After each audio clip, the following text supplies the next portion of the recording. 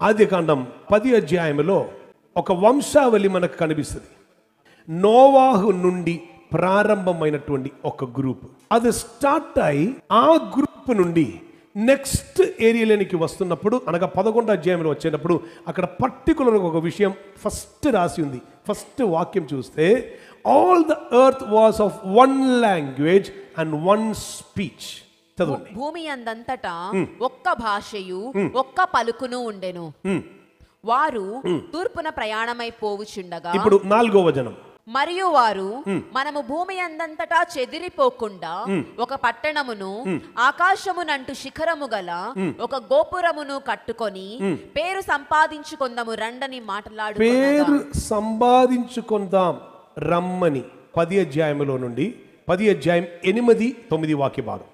కూషు నిమ్రోదును కనెను, అతడు భూమి మీద పరాక్రమశాలి అయి ఉండుటకు ఆరంభించెను. He was the first mighty person in the face of earth. భూమి మీద మొదటిగా ఉండిన పరాక్రమము గల వ్యక్తి అని పేరు నొందిన ఒక వ్యక్తి నిమ్రోద్. కూష్ ఒక తండ్రి ఎవరు? హామ్ ఒక తండ్రి నోవాహు. నోవాహు కుమారుడైన షేము, యాఫేతు మంచి కార్యములు చేసిన వారమై ఉంటే, తండ్రిని గురించి చెడు సమాచారం బయటికి తీసుకుని వచ్చిన హాము శపింపబడిన వాడై మారితే, హాము కుమారుడైన కూసు శాపములో నుండి ఒక్కరికి జన్మమిచ్చారు, పేరు నిమ్రోద్. ఈ నిమ్రోదుని గురించి చెప్తున్న మాటే, ఈ నిమ్రోద్ ఎలా ఉండునంట? పరాక్రమము గల ఒక వ్యక్తి అయి ఉండను. సో ఆ కాలంలో ఇతడు ఏం చేశాడంటే, ప్రజలను కాపాడుతున్నట్టు, నౌ లిసన్ వెరీ కేర్ఫుల్లీ, ఆక్రమించుటకు వస్తున్న జంతువుల నుండి మనుషులను కాపాడుతున్న ఒక వ్యక్తిగా నిలబడ్డాడు. So in the sight of people ఇతడు ఎవడు అంటే రక్షకుడు. మీరు మరిచిపోవద్దు, రక్ష వేరు, రక్షణ వేరు. తాత్కాలికంగా కాపాడబడుట వేరు, నిత్యముగా దొరుకుతున్న రక్షణ వేరు. ఇతడు టెంపరరీగా మనుషులను రక్షించువాడై కనిపించారు. అందు నిమిత్తం ఇతడు ఒక రీతిలో చెప్పాలంటే ఒక టెరిటరీయే స్థాపించుకున్నారు, ఒక గ్రూపును స్థాపించుకున్నారు, ఒక రాజ్యమే స్థాపించుకున్నారు.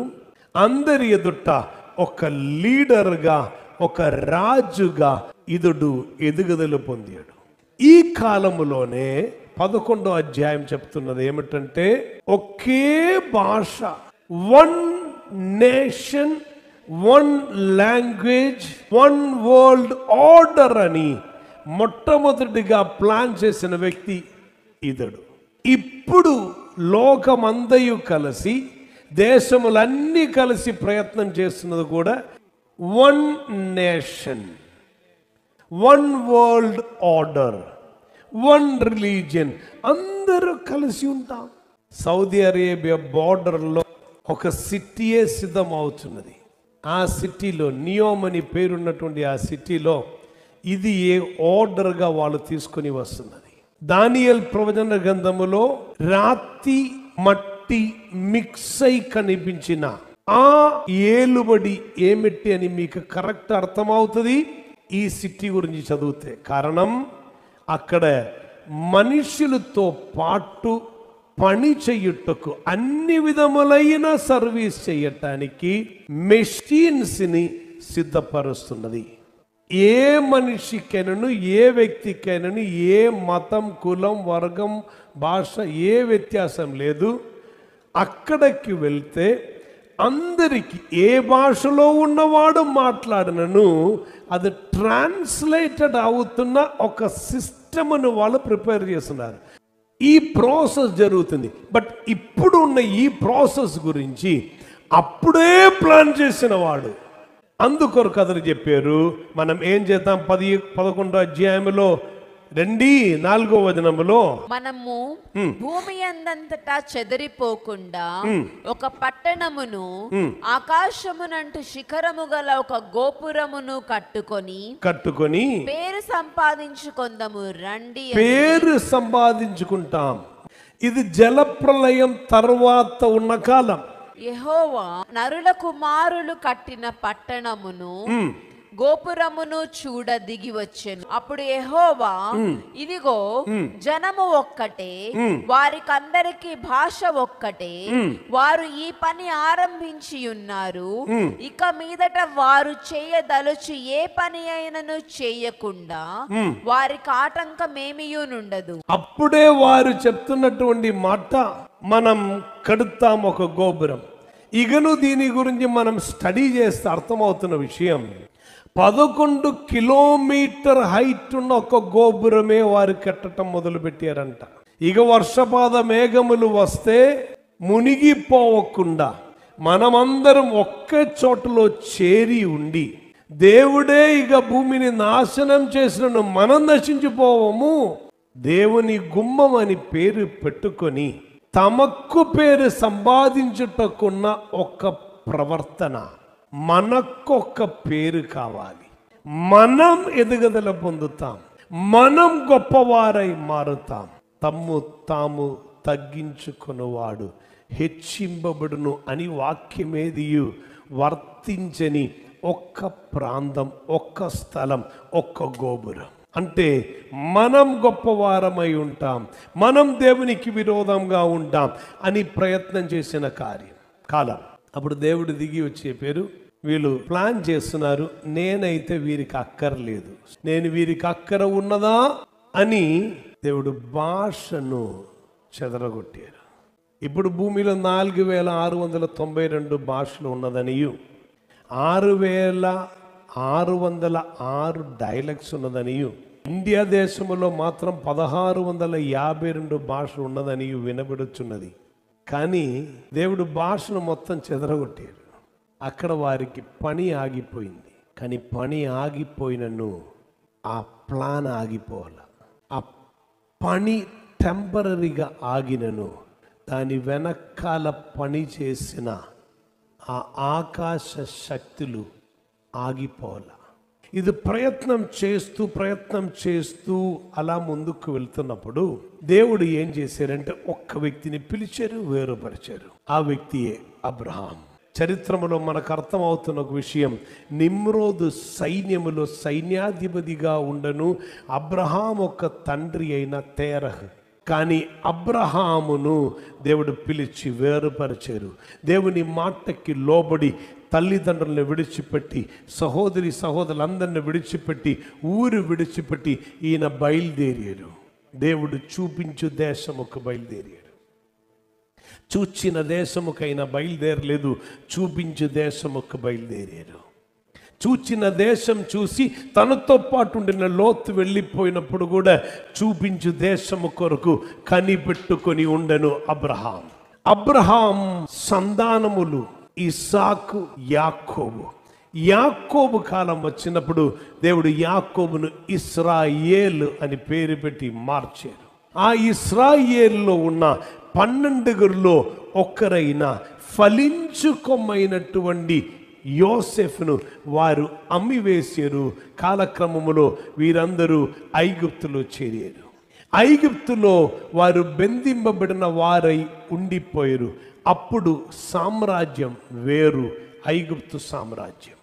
ఆ ఐగుప్తు సామ్రాజ్యం కింద వారు నలిగిపోయి ఉన్నప్పుడు దేవుడు మోసేను పంపించి వారిని విమోచిస్తున్నారు, బయటకి తీసుకొని వస్తున్నారు.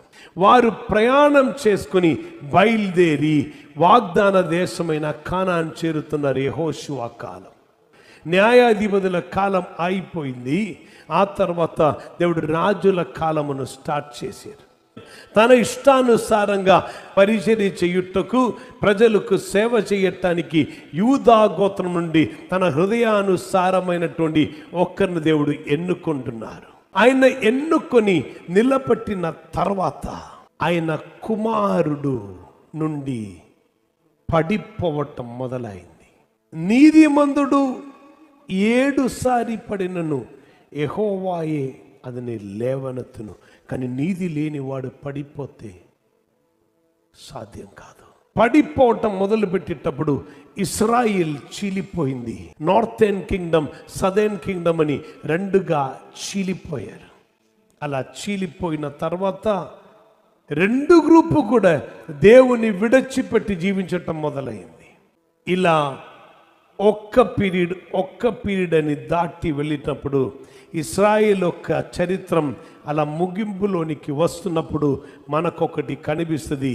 బాబిలోన్ అనే ఒక సామ్రాజ్యం బయలుదేరి ఇశ్రాయేల్ మీదకి వస్తుంది. అప్పుడు వరకు తెలియకుండా ఉండిన ఈ బాబేల్ ఒక బాబిలోన్ అయి ఒక సామ్రాజ్య శక్తి అయి మారి లేచి ఇశ్రాయేల్కి వ్యతిరేకంగా వచ్చి ఇశ్రాయేల్ నుండి పట్టుకొని వెళ్ళిపోతున్నారు. అప్పుడు వీరికి ఉన్న ఏం ఎవరు అన్నది మీరు ఒక్కసారి గ్రహించాలి. ఈ వాక్య భాగములు కొంచెం జాగ్రత్తగా శ్రద్ధగా వినాలి. దానియేలు ప్రవచన గ్రంథం 1వ అధ్యాయం 3-4 వాక్య భాగం. రాజు అష్పెనజు అను తన నపుంసకుల అధిపతిని పిలిపించి అతనికి ఇలాగో ఆజ్ఞాపించును, ఇజ్రాయేలీయుల రాజ వంశములలో ముఖ్యులై లోపము లేని సౌందర్యమును సకల విద్యా ప్రవీణతయు జ్ఞానమును కలిగి తత్వ జ్ఞానము తెలిసిన వారై రాజు నగరునందు నిలువదగిన కొందరు బాలురను రప్పించి కల్దీయుల విద్యను భాషను వారికి నేర్పుము. కల్దీయుల దేశమైన ఊరు నుండి బయటకి రెప్పించి భాషను చెదరగొట్టి తీసుకొని పోతే ఇప్పుడు చెప్తున్నారు ఈ భాష తిరిగి వారికి నేర్పిద్దాం, వారికి ఈ భాష నేర్పిద్దాం, కల్దీయుల భాష నేర్పిద్దాం, కల్దీయుల ఆచారం నేర్పిస్తాం, కల్దీయులు ఎలా ఉంటారని వారికి నేర్పిద్దాం. ఎక్కడ దేవుడు చెదరగొట్టి వెళ్ళిపోమని వారిని వెళ్ళగొట్టిన తర్వాత అదే దేశం నుండి అబ్రహామును పిలిచి వేరుపరిచారు. ఇప్పుడు చెప్తున్నారు అబ్రహాం కుమారుల్లో రాజ కుటుంబములో ఉన్నటువంటి అంగభంగం లేని వాళ్ళు, అంటే వారికి ఏ రీతిలో ఉన్న లోభం ఉండకూడదు, మంచి జ్ఞానం కలిగినటువంటి వారు. Devil is looking at the people who are talented, who are educated, who are smart, who are wise. అటువంటి వారికి వ్యతిరేకంగానే అపవాది తంత్రం వేసుకున్నాడు. ఇది ఏ బైబిల్ చెప్తున్న విషయం. అప్పుడే వాడు చెప్పారు బ్రింగ్ దమ్ బ్యాక్, వారిని తీసుకుని రా, వారికి మనం ఇదని నేర్పిద్దాం అని చెప్పి తీసుకొని వచ్చినప్పుడు ఆ గ్రూపులో దేవుని కొరకని వేరుపరచబడినటువంటి ఒక దానియేలు ఉండను, హనన్యా ఉండను, మిషాయేలు ఉండను, అజరియా ఉండను. వారు జ్ఞానం గలవారై ఉండను, వారు అంగహీనులు కాకుండా ఉండను, లోపం లేని వారై ఉండను, అన్ని విధమైన విషయములు ఎరిగిన వారై ఉండను. టాలెంట్ పెరిగి వచ్చేటప్పుడు దేవుడు వద్దు అని చెప్పుకొని వెళ్ళిపోతున్న లోకములో ఎన్ని టాలెంట్స్ ఉండను, ఎంత విద్యాభ్యాసం ఉండను, ఎంత జ్ఞానం ఉండను, దేవుని విడిచి మేము లేము అని చెప్తున్న ఒక గ్రూప్ ఎల్లప్పుడూ ఉంటారు. ఇక వారిని ఫస్ట్ చేస్తున్న కార్యం ఏం తెలుసా? ఫస్ట్ వారిని డిఫైల్ చేయాలి అని ఒక ప్లాన్. అందుకొరకు చెప్తున్న మాటయే, వీరికి మనం ఒక పని చేద్దాం, వీరికి మనం ఇస్తున్న భోజ్యమే వారికి ఇస్తాం, మనం త్రాగుతున్న పానీయం వారికి ఇద్దాం, రాజభోజనం అంటాం. వీరు బానిసలు కాదా, వీరు బంధింపబడిన వారు కారా, కనుక వీరు కూడా మనతో జాయిన్ అవుతారేమో. దానియేలుకు ఒక తీర్మానం ఉండను, ఎక్కడ నేను ఉండినా సరే, అది ఏ దేశమైనా సరే, ఆ భోజ్యముతో ఆ పానీయముతో నేను నన్ను అపవిత్ర పరచుకోకుండా నేను ఉంటాను, నేను వేరుపరచబడి ఉంటాను, నేను నా దేవుని కొరకు నిలబడతాను. Hey, you need to have a decision. అనుకూలమైన అనేకం ఉండవచ్చు, కానీ నీ లోపల ఉండాలి తీర్మానం. ఏ రాజు చెప్తున్న ఆఫర్ అయినా సరే, నేను మాత్రం నన్ను అపవిత్రపరచుకొనను. మొదటిగా శరీరమును అపవిత్రపరచుకున్నదైతే నెక్స్ట్ ఆరాధన కొరకు ఒక విగ్రహమును సిద్ధపరిచారు. తర్వాత ఉన్న అనౌన్స్మెంట్ ఇది, ఇప్పుడు ఆరాధించాలి, సకల విధములైన వాద్య ఘోషం వస్తుంది. నీకు ఏ వాద్యం ఉండినాయండి? తలందున్నటువంటి వారు అనగలు బబిలోన్లో ఉన్నారు. బబిలోన్ వారిని కొనిపోయారు. Do not forget this. Babylon ఆక్రమించటానికి వచ్చినప్పుడు దేవాలయములో ఉపయోగిస్తున్న పాత్రలే పట్టుకుని పోయారు. ఎవరు దేవునికి ప్రయోజనకరమై మారాలో వారిని దొంగలించిన బబిలోన్. ఈరోజు దేవుడు నిన్ను పట్టుకొని వచ్చి నీతో మాట్లాడుతున్నది ఊరగనే కాదు. God is demanding a separation today. విరుద్ధముగా చెయ్యమని చెప్తే నీవు అక్కడ నిలబడి చెప్పాలి, నేనొక్క యూదుడను. రోషం ఉన్న వారు ఇక్కడ ఉన్నారా? మొర్దెకాయి చెప్పిన మాట, నేను యూదుడను. హల్లెలూయా. నీకు లోబడుతున్నా, నీ ఎదుట వంగుతున్న శిరస్సు కాలిది. తుపాకి నొసటి మీద పెట్టినప్పుడు కూడా అలా నిలబడి చెప్పగలగాలి, ఈ శిరస్సు వంగి నమస్కారం చేయాలంటే జీవము గల దేవుని ఎదుట మాత్రం. లేకపోతే నీ చేత ఆట ఆడిస్తాడు అపవాది. నీకున్న తలంతులు మొత్తం అపవాది వాడుకుంటారు. లోకానుసారమైన విషయంలోనికి నిన్ను తీసుకొని వెళ్తారు. చివరికి అన్ని నష్టమైపోయి ఒక్కరోజు నీ వేడుతా, అయ్యో నేను మాట వినలేదేనని. అందుకు ఈ రోజు దేవుడు నీతో మాట్లాడుతున్నారు. దట్స్ వై ఐ సెడ్, ఇది నీ కొరకు దేవుడు ఏర్పరచిన రోజు. నీ గురించి భారం కలిగిన దేవుడు, నీ గురించి బాధ్యత కలిగిన దేవుడు, నిన్ను కుమార్నిగా కుమార్తెగా చూస్తున్న దేవుడు చెప్తున్నాడు, I'm bringing you out of that captivity. ఆ బంధకాల నుండి నేను బయటకి తీసుకొని వస్తున్నాను. అక్కడ ఆయనది ఏం తెలుసా? సకల విధమైన వాద్యములు, అన్ని వాద్య ఘోషములు వినబడుతున్నప్పుడు ఒక్కసారి నమస్కారం చేయి. షద్రక్, మేషక్, అబేదనగో, అది వారి పెట్టిన పేరు.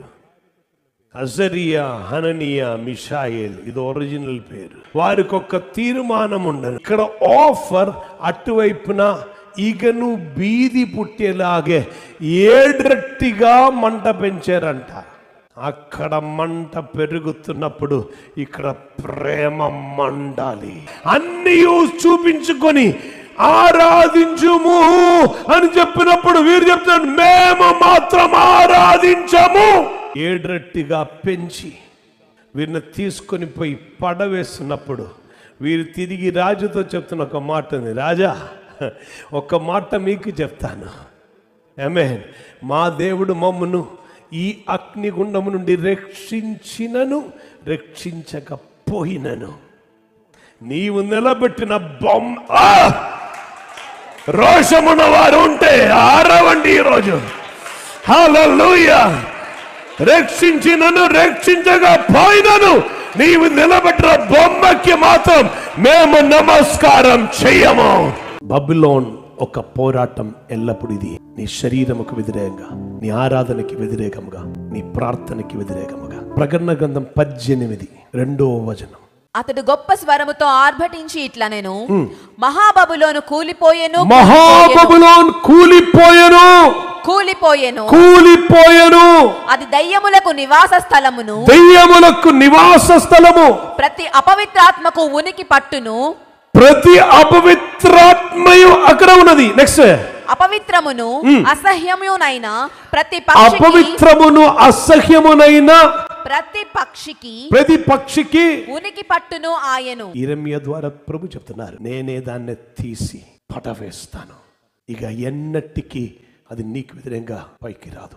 బబులోను పూర్తిగా ఇక పైకి రానియకుండా ముంచి వేస్తున్న దేవుడు. అపవాది రాసి పెట్టిన వాటన్నిటిని సిలువతో, ఆమె మేకులతో సిలువకి కొట్టి మనల్ని తొడచి మనల్ని వైప్ చేసి క్లీన్ చేసి వేరుపరచి అని చెప్తున్నారు. నేను అది చేశాను, అపవాది నేను తొక్కి ఉన్నాను, నేను అది శీఘ్రముగా మీ కాళ్ళ కింద కూడా తొక్కిస్తాను.